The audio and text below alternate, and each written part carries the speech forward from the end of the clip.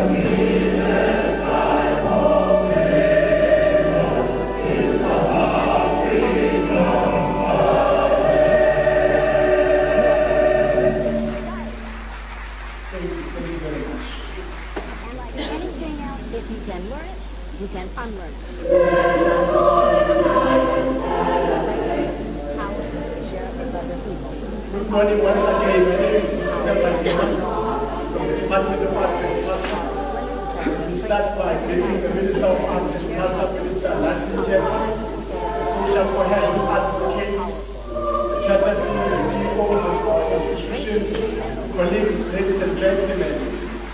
Recent spate of racial slurs and racial implications that have dominated national discourse and state conversation have shown or exposed fault lines in our national project of reconciliation.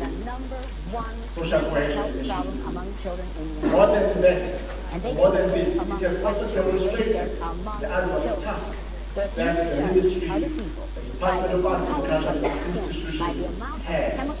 The task of providing leadership, the task of coordinating activities of various government departments, civil society organizations, faith-based organizations, private sector organizations, influential individuals and persons who are pursuing the same goals. That is the goal of creating a cohesive society. So our social cohesion advocates, our chairpersons, CEOs of institutions are expected and are called upon to provide this kind of leadership. Our minister has called this meeting in order to afford all of us an opportunity to reflect on the matter so that we can come up with a solid plan to address this issue. So, welcome to this meeting, and without any further ado, may I call upon the Minister of Arts and Culture to address this. Thank you. No, we don't want black people, but it's not our fault that 95% of people... Acting Director General, good morning, ladies and gentlemen, social cohesion ambassadors, CEOs and chairpersons of our institutions, officials, members of the media, ladies and gentlemen. This being the start of the year 2016, it's in order to greet everyone, those who have not seen each other, and wish you well for the year. From the onset, we need to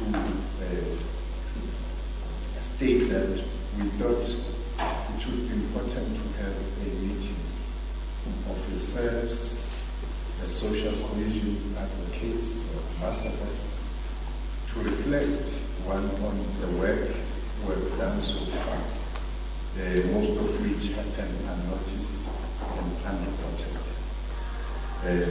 Taking it from our interaction late last year, where we agreed that we need to be vigorous in our program, we need also to be visible on the ground to ensure that people understand what we are about and they see what we are doing.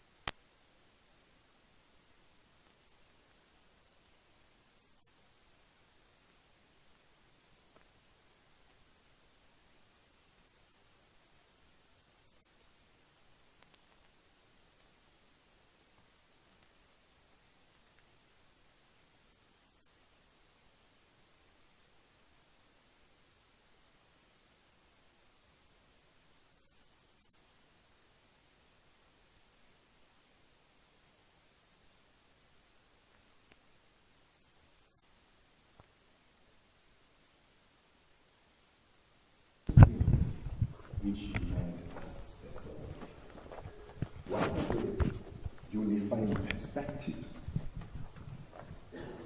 in South Africa for South Africans?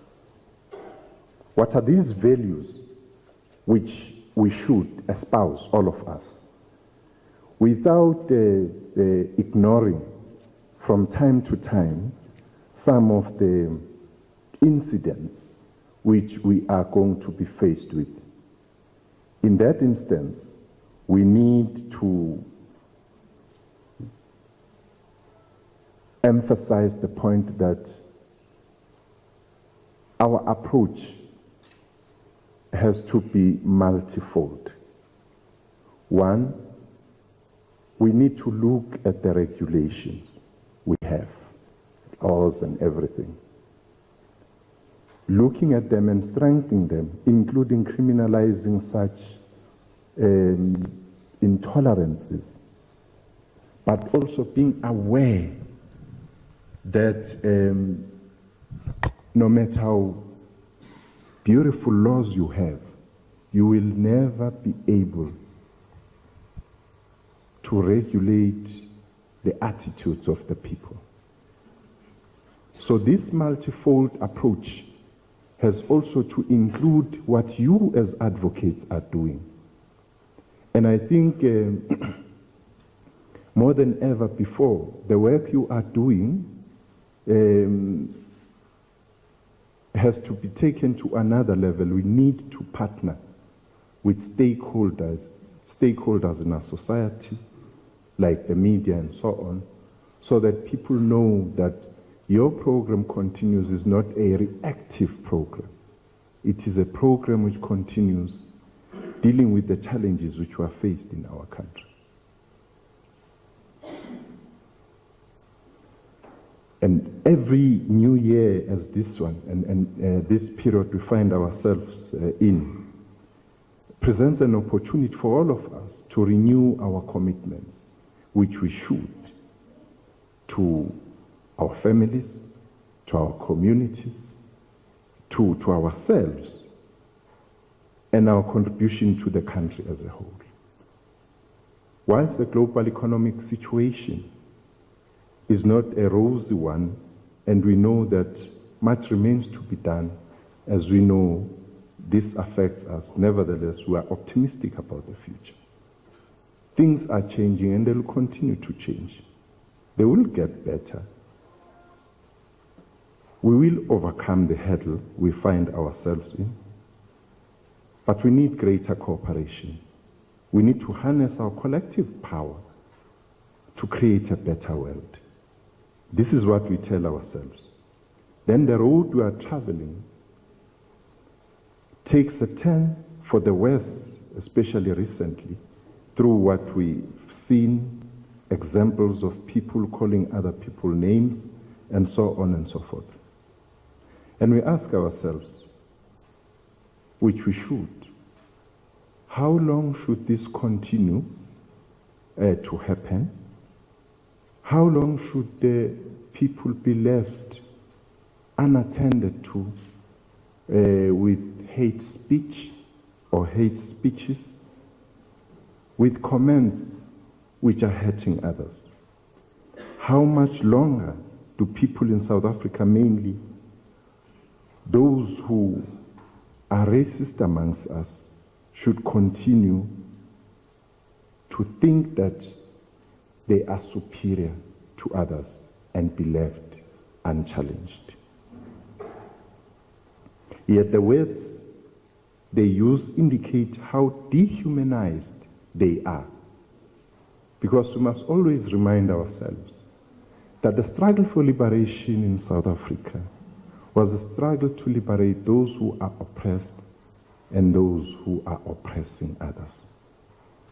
Because the burden people have of oppressing others is a burden which has to be changed, because it's a mindset burden. So they need to be helped.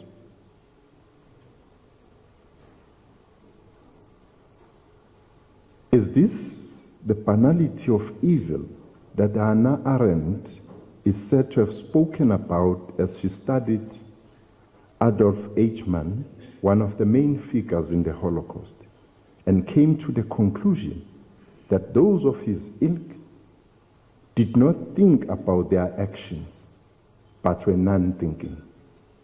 I think it fits very well with our situation. People who say things, you hear when they are questioned about those things that they never thought about them before they uttered them.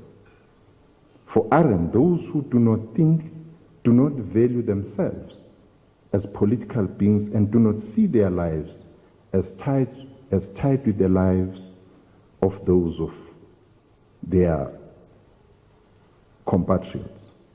In our particular circumstances, the consequences of such thinking, of such non-thinking and seemingly knee-jerk reactions we have seen spewed from the mouths and actions of some around us could result in a desire for genocide. They wish to bring back the darkest days of apartheid, which will not happen.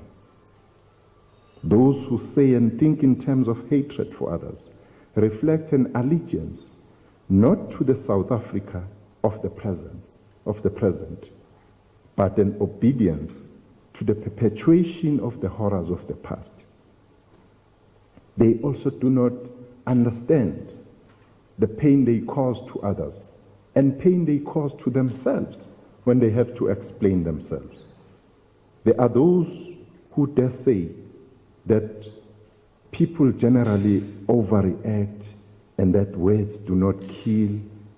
The truth is, they do.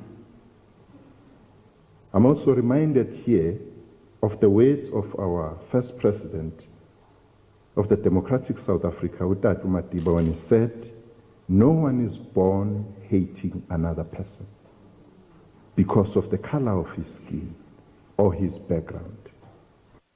Religion. People must learn to hate. It means somebody teaches someone else to hate. And if they can learn to hate, they can be taught to love. For love comes more naturally to the human heart than its opposite. how profound. And this is what we are faced with today in our country. There are people who are educated that other people are half human and subhumans. Our task is to de-educate them from those myths, because those are myths, but also re-educate them about humanity, the equality of humanity. This is why, as a nation, we have delved so much on nation building, and we should continue on that. National unity and bringing all our people together. For racism is not merely prejudice. It is both ideological and systemic. Racism was able to be systemic in South Africa, given the way it manifested itself throughout almost all institutions in society. Hence, in our context, we could speak of a history of institutionalized racism. But we also know that racism takes different colors, shapes. And one difficult type of racism is covert racism.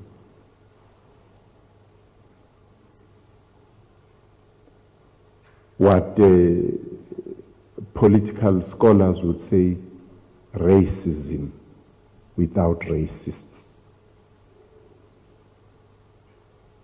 In South Africa today, everybody is for democracy. But if we take a step back and ask, how come we had a party which preached racism, ruled on racism, and was in power for almost half a century? Have those people disappeared from our country? No, they are there. They are there for us to further engage them and tell them that even the ways, even the covert ways, can be seen. You know many instances. I won't be able to teach you about that because you know better than us, where people display this type of racism. Therefore, it has not been for nothing that we fought for a united, non-racial, non-sexist, democratic and prosperous South Africa. This is our end point. A non-racial South Africa is in the making. And our attitude is very clear that we are going to continue on that path of building a non-racial South Africa. We are going to continue believing in the power of South Africans to be united and to unite themselves. We will undermine through our actions, through our programs, those who come up and try to distract us, but we are not going to spend our precious time and power and everything to those ones. For building a non-racial society is not an easy task. It requires a change in mindsets, a willingness to think, to understand the basic dignity of all people, and a commitment to equality and inclusivity in pursuit of a better life for all. Nation building in the context of South Africa cannot degenerate into mere perpetuation of the hierarchies of the past based on pre-given or ethnically engineered and imposed divisions of people rooted in prejudice, discrimination, and exclusion. Yet, despite the progress we have made, because we have made progress in interracial harmony, that integration continues. The very fact that those who have displayed these intolerances have faced not only people they were spewing this vile against, but their own have distanced themselves from them. And we must always be reminded by what Madiba said when he was in the dock in 1964, that if he had fought against white domination, he had fought against black domination as well. Now, when we preach non-racialism, we should be doing that with commitment, with honesty, and focus, because it doesn't mean that if somebody displays a level of intolerance to other South Africans, it should be accepted simply because of the color of their skin. It can't be. It shouldn't be, because we would not be honest to ourselves. The structural legacy of colonialism, segregation, and apartheid remains deeply entrenched, as reflected in the colonial, sexist, and super-exploitative structure of our economy. And these, we say, as we continue changing the lives of our people, as we continue fighting for a united South Africa, we must know that there is a legacy. We are not undermining the legacy which we are fighting against. And we should continue with that to ensure that ours is not an either-or. You can argue that nothing can be done to eradicate the racism in our society until there is economic justice for all. These should go together, because both of them are important. In the arts, culture, and heritage sector, we have seen in recent months the racist reactions of those who want to rewrite history and continue to perpetuate.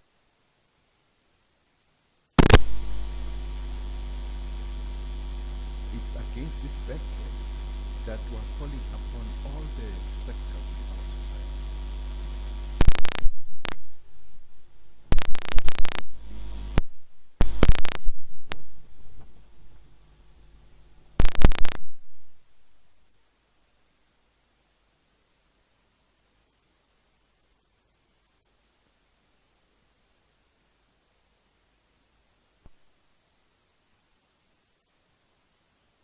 Not many South Africans know that community conservation programs are continuing in our community, and this is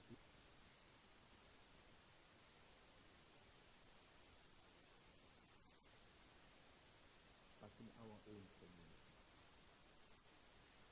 We need to ensure that we multiply these programs. But most importantly, we need to contribute positively in the forthcoming convention, where we will be dealing with the issue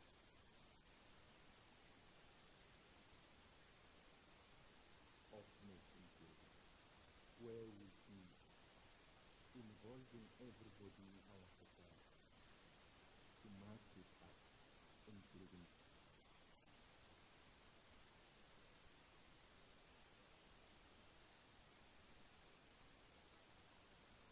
Through this and other interventions, we shall be able to say that indeed we too have common glories in the past and a common will in the present, and perform greater deeds.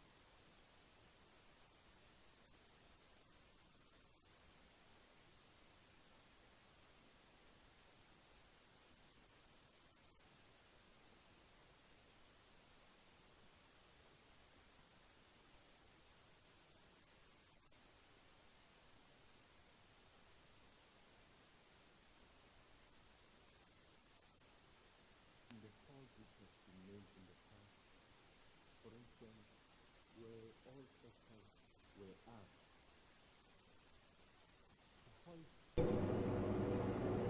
their premises the flags of South Africa, the flags of the African Union,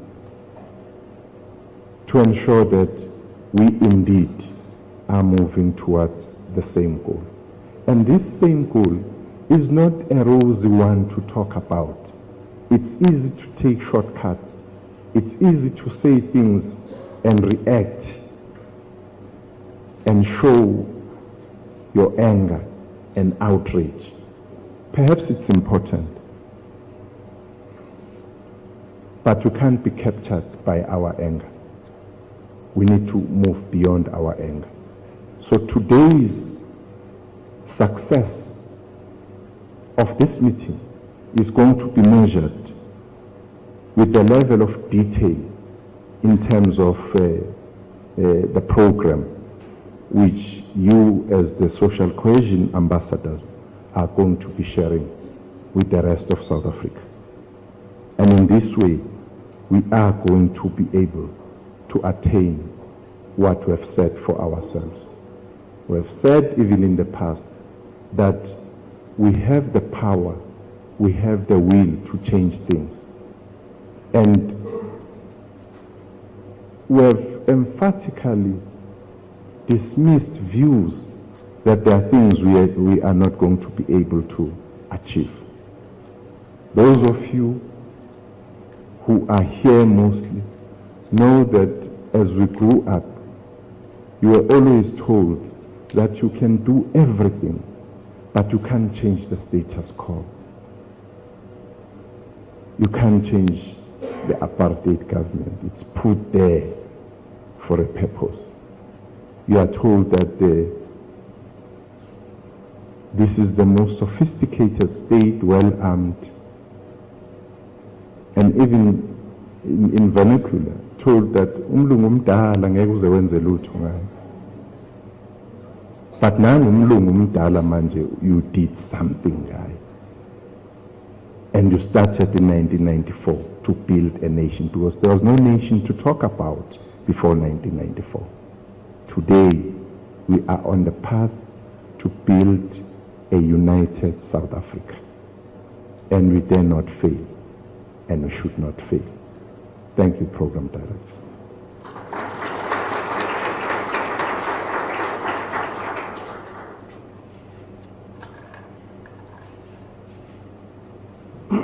Thank you very much, Minister, for those words that are guiding us in terms of what we need to do going forward. Without the further waste of time, can I please just call upon Judge Mohoro to talk to the program that has been drafted by the Social Cohesion Advocates. And that's what the Minister has been talking about, and I would like us to be very, very careful in listening to what is going to be said so that we can contribute to this program. Thank you very much.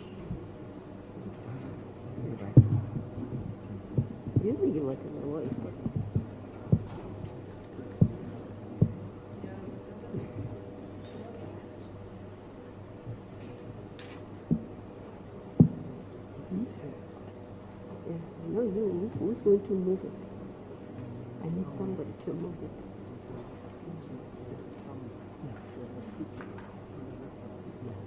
I need somebody to move it because I'm going to look at it. Yeah. But we need somebody to move it. Why don't you? Who's going to move it? You are sure, because I was never giving a speech, I was just giving. They didn't give it. Okay. The pledge.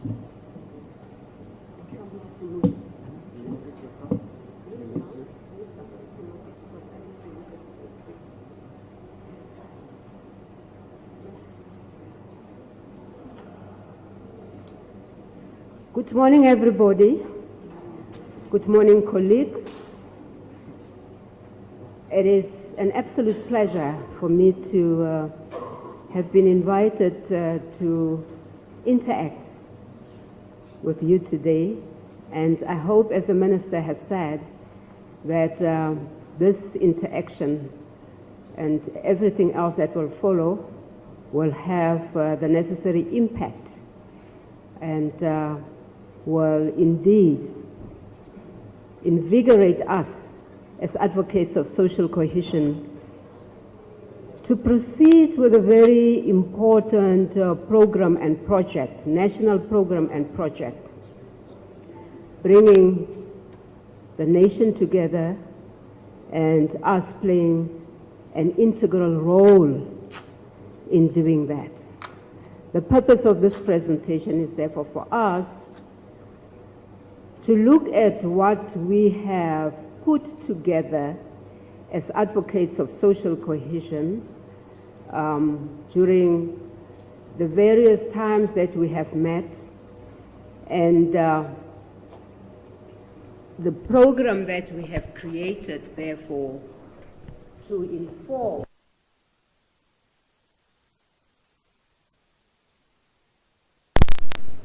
strengthen our role as advocates of social cohesion to achieve that national plan, which, as you can see from the note that has been distributed, aligns itself with the National Development Plan.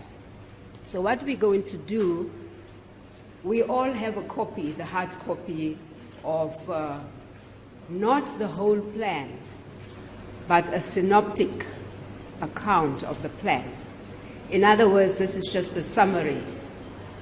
I hope at some stage, if you don't have it yet, at some stage you will be provided with the complete plan, which I must say complete in the sense of the whole plan, but not complete in the sense that it has finally been developed. It still needs to be refined, and importantly, it needs to be costed. Now, we needed this interaction and this conversation and this probably, hopefully, debate for us to come up with a more refined, complete in the sense of more refined, and draw attention to the cost implications. And it is only when we put our heads together and talk about the reality of this plan that we'll probably have formidable ideas of and inform the department of the likely cost implications, so that when we go back to the drawing board, we can then include, amongst others, the actors, who has to do what, because that is very important. Timelines, it's questionable whether a program of social cohesion can have timelines, because social cohesion and the building of a nation is an ongoing process. It is a process, it is not an event, but what we might have to do is specific aspects of the whole plan may need timelines. And of course, we cannot be sitting here in this, what I call, bigger gathering than we've ever had, to map out details of costs, details of actors. But we need to have an idea who we think can do what in this plan. The complete plan does have proposals regarding all these plans and outcomes and outputs, and proposals regarding who should be involved in the activities. I need somebody to move this, because I need to look at the board and speak to it.